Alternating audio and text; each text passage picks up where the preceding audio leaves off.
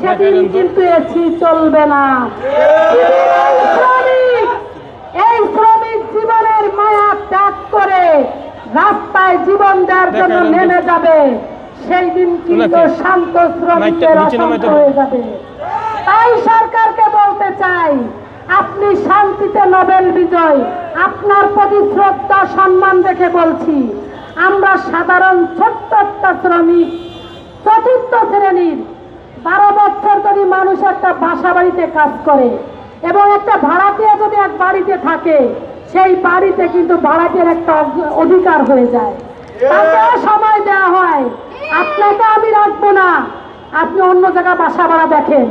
সেখানে আমাদের যে বর্তমানে আমাদের যে ঠিকাদার আছে, তিনি কিন্তু 2 ঘন্টার আলটিমেটামে আমাদেরকে চাকরিচ্যুত করে।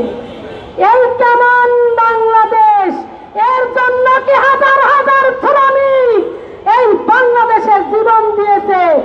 জুলাই অভ্যুত্থানে আমার মতন মায়ের বুক খালি হয়েছে, তাই এই ছাত্ররা জীবন দিয়েছে।